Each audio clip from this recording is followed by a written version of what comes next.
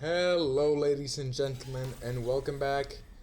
Today we will be taking a look at another game of Beyond All Reason. It's a game played on the map of Supreme Isthmus, a quite common map. But I specifically chose this replay because we had a very recent update.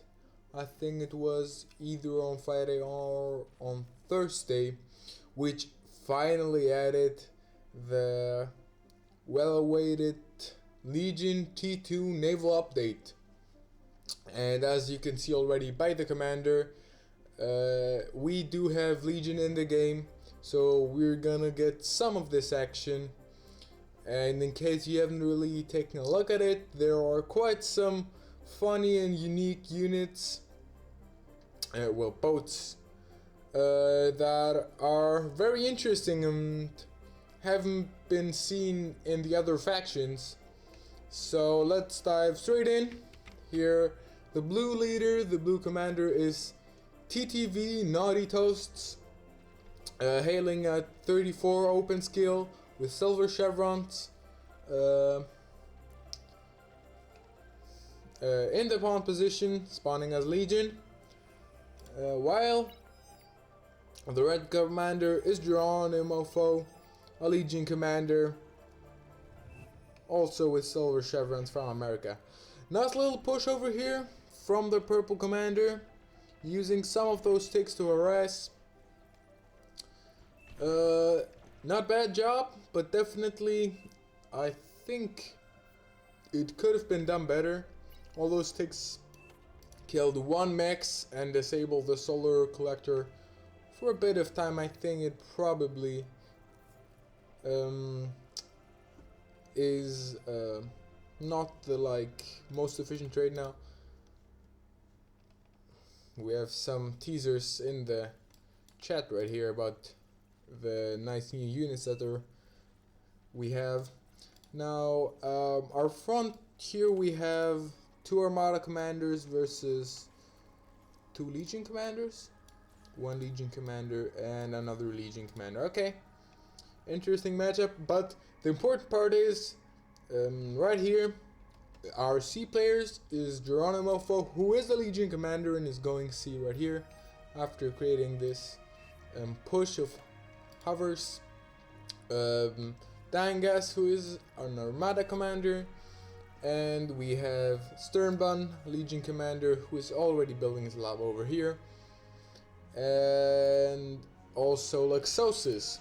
So we have 3 Legion commanders in the sea. Potentially we could see some pawn play from TTTV Nasty Toast. A scout went by from the red team. Scouted a bit, got taken down. Very nice. Nice action on the front line. Rocketeers doing an amazing job against these not very well microed units. Firing off. Yeah, I think it should be nice. This green commander eat up some of this metal, you know. Supreme Isthmus, I think, recently got buffed on the metal it has. I'm not totally sure though, but definitely always, if you have the chance, eat this metal. It's just so good. I think about 1,000 metal right here in the center part, and another 100 here and here, but it was already eaten up, I guess. It seems like we have some anti-air boats floating, and here the anti-air, another, yeah. Interesting. It seems like we are trying to catch the commander's off guard, but the red player is going in with his hovers. Sorry, give me a second. Sorry for that, people. It's the second time where a phone rings during my attempt to record this. It's just very painful. I had to do a retake because a phone rang. But let's not get too mad at this. We can see these hovers doing an amazing job wrecking those wind turbines. They're not stacked properly, meaning they chain react, and these hovers can do an amazing job at just wrecking this economy right here from the well, light green player. They should focus on one. Yeah, trying to get this one construction. Yeah, okay, and then going off. Very nice, very nice. Will they get more damage? They're walking right into the commander and the LT. No, but I think still it was a very good run by. Getting the most. Here is some T1 Navy Legion action with those, I think they're called Argonauts, yes. Instead of having plasma projectiles, they are firing torpedoes, which makes them quite interesting. A commander here was killed. Two of those cacophonies, very good job. Cacophonies, very strong if you don't take proper care. I think they're quite more expensive than other turrets, I think. Yeah, than the HLTs of the other factions, but they just wreck. They have anti-air and ground compatibility, and they just fire such a storm of bullets. Their DPS to clump units is very much strong and effective. We can see the green player 6 right here doing such an amazing push, using these rocketers and maces to just demolish everything at the front. The Shurians trying to hold, but this ball of units is just very effective. Walls being built, I think, from both sides of the sea. One here and also right here, but here more in the form of static defenses. We do have some kind of sneaky push with hovers happening right here. Also, this is very, very interesting, I have to be honest. We have no action here from the red commander. He didn't take this properly. And also the crossbow right here is just sitting. I don't know if the players know that they're in each other's island. Also right here, I missed it, but there were some LLTs, I think, that Lexosis built to kill this commander, the science commander.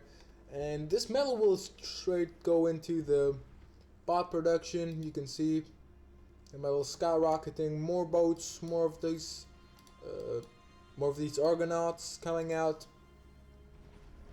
And we also get some destroyers. It's called Syracusia. Has both drones and heavy heat ray, which does, I think, quite a significant amount of damage. It's quite funny to see that during Legion gameplay you just need this anti-air support chip a lot more than you would use it for other purposes of the nations. Finally, you can see green player trying to sneak through his units. Bartak going for a D-gun, trying. He does get some value. Yeah, I think he did manage to get the push off.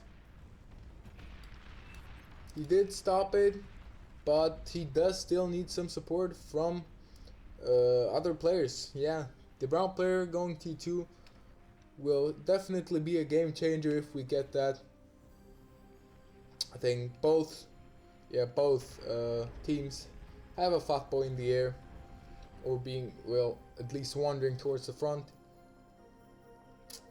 Now the sea battle from this side seems to be basically won by the red player. Submarines circling around, going for that lab. And then for this Syracusia, the second one coming out. Oh, yeah. I think it's the red team is doing quite well in the front lines of the sea. You see also the yellow players strategically fighting where the static defenses do have some power. Or at least I hope so. Oh, that's interesting. This is from the T2 Naval Edition of the static defenses, which is always cool to see. Yeah, so the island right here from Luxosis has been taken over. On this island we still have, well, apparently some blitzes and this Pharos doing its thing.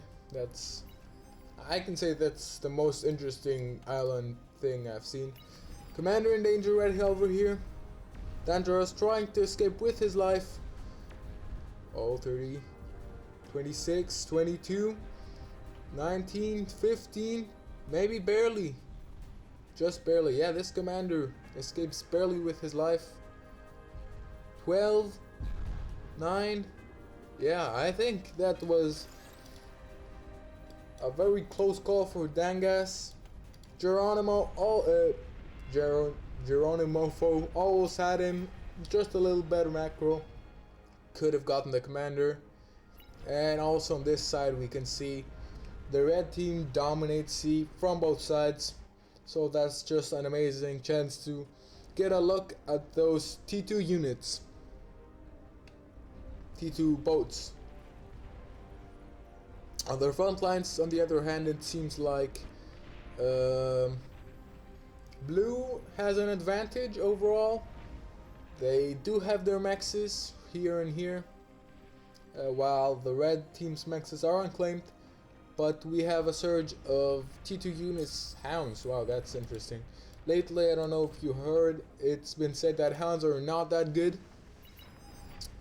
But apparently not for the pink player to not make them, which is, oh well, I think he actually got them from someone. They're not that bad actually, I think. At least in this scenario they try their best. Well, their plasma cannon is quite slow against these rovers, and of course walking into a retreating fat boy is also not very recommended. Explosions going off right, left and center, because now the yellow player is pushing the advantage that he has on this front player. Yeah, Max goes down and exploding wind turbines. Again, not properly set up, not properly protected from chain reacting, which means they will go off. And now we have some of this interesting Octeres, which is a long-range cluster destroyer, which is insane considering that this ship has just a range that no other destroyer has, meaning that sieging here on the isthmus is going to be a pain. Losing this sea, as if it wasn't problematic already, now we also have a ship that can basically wipe out your whole base. You can see the range is just huge.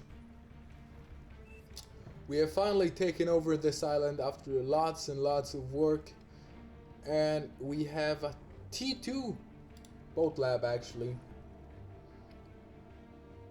and yeah, and we have some T2 boats coming out. I don't think it was a smart idea not to build any defenses, and these two subs just might do the job.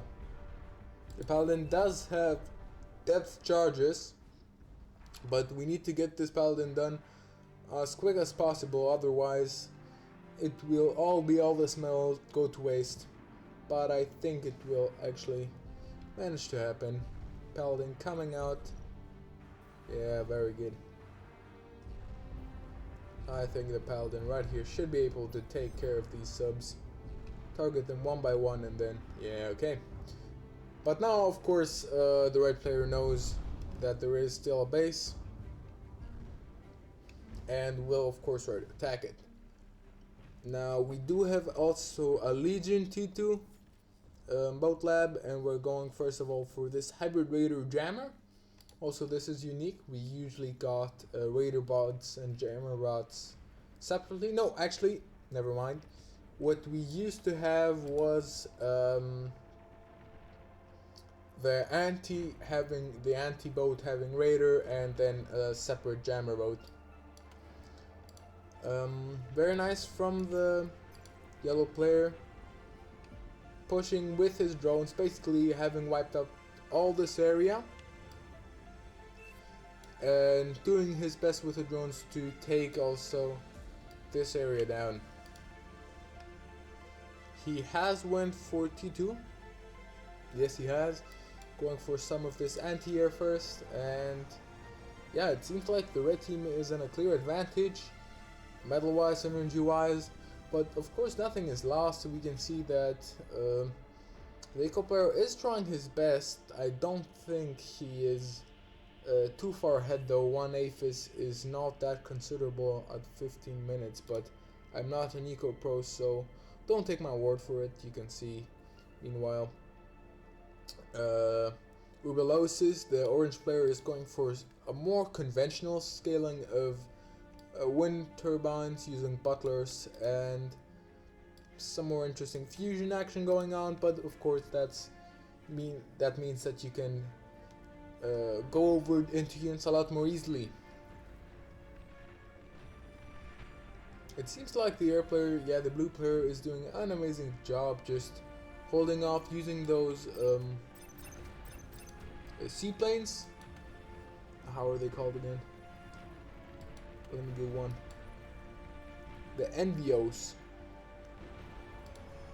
But getting caught by the fighters is of course very unfortunate. Yeah, I think it's a battle where we need some kind of good turnover. Force out our spawns. Now we have the Sam player trying to get back into sea with T2, going for this Thalassa. The T2 Gatlin ship. In case you didn't know, it means sea in Greek. But I don't think just if the yellow player tries to attack, it will probably be efficient, depending on how fast he charges in. He does know that there is units out here. He does not know what units, or that the reason that there is even a lab. But of course, getting his own units out in the forms of his own Thalassas and this drone carrier support anti-nuke ship.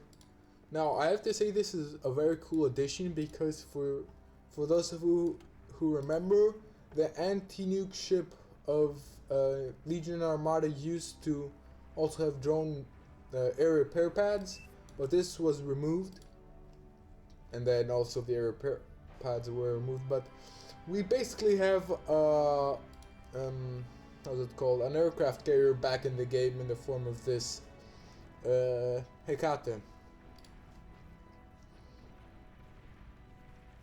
Action in the front is booming. Commander goes down. I think the blue player is doing an amazing job at just holding off the collapse of the front, using his seaplane attackers just so well. Now here is the action we see against this slab. I don't think there is a lot of potential for saving right here. Just the sheer amount of forces that the yellow player has is too much. A nice round will probably get it all down. I'd say it's not the greatest round, but yeah, the blue player definitely trying his best to defend. This turret is in a decent spot. I would probably prefer that over here more. Oh, and here we go, the action. That is the T2 battleship of Legion, ladies and gentlemen, the Scylla. It's a hybrid cross-terrain battleship, which means you don't need to worry about anything in this life anymore other than this monster walking out of the sea and attacking you. I think this might actually be the biggest mess up of air-to-land balance I've ever seen, because they're just so powerful. Like, boats are always more powerful than land units, of course, but you just have to deal with this. And even though it's slow and you would say, okay, it's not that strong on land, you have to remember that it's quite fast in the sea. And the fact that, especially on the Isthmus map, you can just walk it out and go for this geothermal plant or basically anything. It's just hilariously powerful. I think the front has kind of stalemated a bit right here. The red team doing a very good comeback. Oh, actually, I didn't know that the amputated couldn't like tuck in. Oh well, none of the T2 defenses can. Sorry, my bad. Now, the sea battle over here has been won. The yellow player has won and has all this reclaim for himself. And going in with some of these anti-airs, trying to fend off these pesky fighters, which are doing an amazing job. Yeah, I think it's basically the blue player keeping his team in the game. But of course, that's a matter of time before we have these nice big boys ready to storm on land. I just love, yeah. I agree with Serman. Legion C is something else. It's just insane the way that Legion was designed. I have to say that I feel it's weird what kind of imbalance there is in terms of concept and power. Because we never saw this dynamic of being able to cross over from sea into land that easily. You used to have to build an amphibious lab to get maybe some T2 units going, or yeah, in general I would say that Legion is a very unique faction. I would love to see Cortex and Armada get more of this, because currently they are not that unique. The most unique unit of Cortex right now is probably the Commando, which is the T2 paratrooper bot. But even that is just, I think, not as special as the dynamics we see here. The Neptune, the Naval Combat Flagship, very interesting. I don't know what exactly is the plan to bombard. Probably, well, I don't know really. It has those cannons, I've tried it. They're railgun cannons and this heat ray cannon. This is an extremely powerful heat ray in case you want to know. Push building up right here from those destroyers. Uh-oh, these crawling bombs have set their eyes on the destroyers and they really want to get them. Yeah, it's not a fun thing dealing with those exploding bombs, I'll be honest. Another turnaround, I'd say, from the front. Starlight's getting the game back for the blue team. It seems like that this might even be winnable. But now we have the grand entering of these gigantic boats. Ladies and gentlemen, the peak of Legion naval warfare. Walking boats. That's just so insane, yeah. LOL from the Green Commander. It's just crazy what you're seeing. It's, I think, unimaginable for a bar player to this point. And I think it will very much mess with the dynamics of the game. You can see just how much havoc these boats can cause. They're very slow. They deal a great amount of damage though. These boats will be repelled, I think, in the end, just by the fact that they're that slow and bad to maneuver. But I think that still doesn't change the fact that their power dynamic is very much shifting the meta. Now let's go to the other side of the map, right here, where we also have some of these units trampling over to land with their little wiggly feet and just causing so much destruction. I think it's just insane, and they have a good amount of range as well. So I think really they might even be able to outrange the bulwark. I'm not sure though. It's still though very insane. Now the trade-off is that I think the flagship of Legion does not have that much range. I don't know if they have actually, yeah, a bombardment ship. Here it is, the Corinth. Very interesting with huge range. But is it straight? Is it? I think it's. Sorry for that. It shoots straight, which means that it can't get over hills, which I think is a fair change. And also, I think it's actually cluster plasma. Yeah, okay, so the bombardment ship of Legion is plasma, which is something I basically hoped for a lot in terms of. I hate the fact that you can't really counter the naval play once you lose air. That you can't build bubbles or anything because you will just lose, because the conventional Armada and Cortex ships use rockets. Now a push is building up again on this side. I think at this point Red does have a great superiority. The green player trying his best to do some eco and get units out and fighters out, but I think it's just not enough. We're at a point where just the pressure from these two seas, not by going into any unit, but just having these amphibious boats is so large that the front should be able, yeah, to get some of those T2 units, T3 units out and basically obliterate. We have here a Vanguard. Let me see if we have Legion T3 gantry. No, it seems like we don't. Which I very much love. Like, Legion, I think, is one of my favorite factions in terms of just such a fun dynamic.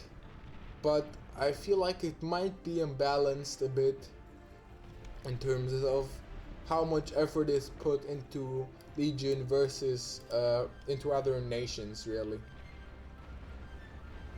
Because compared to other nations, yeah, it's just insane.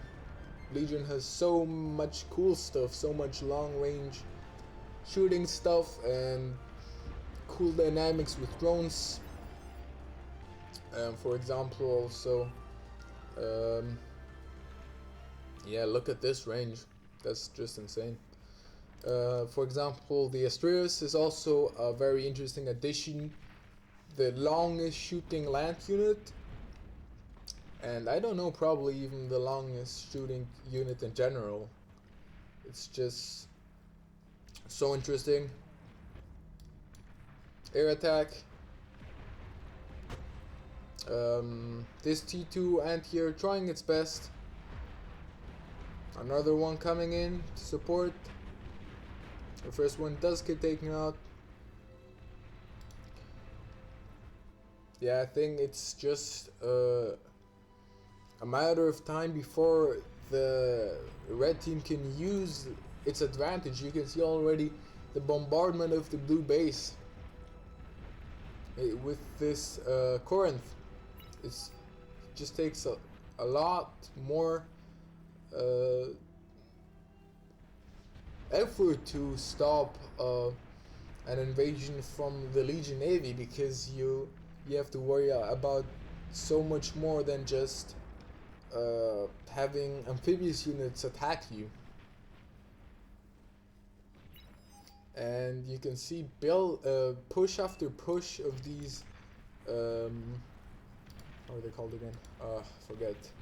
These Skilas are just unstoppable. You need to build an actual defense of pulsars or the Legion T2 high power defense, but you can see basically nothing can outrange them here. The sharpshooters, of course, can do that, but you can just simply walk them in. They have just so much health. You can see where is a full health. 800 something health versus a fat boy. Well, he has a lot of experience. This fat boy has only about the same experience, but it's just so much different when you understand that the power that Legion Navy wields is insane. It's just unstoppable. Resign vote for the blue team. On once again, we're waiting for the last vote, and it passes. What an amazing game. So much interesting action. We could see how Legion boats are a very interesting addition to the game, and I think it's something that we all should keep an eye out for. I can already think of like strategies where the pawn player actually goes for C, because now he can just get battleships out, which is insane to me. We see the awards Luxosis going in with the most destruction of enemy resource production, and your own Mofo, the most efficient with resources and destroying enemy units and defenses. That was it. I hope you have a very nice evening, and see you in the next one.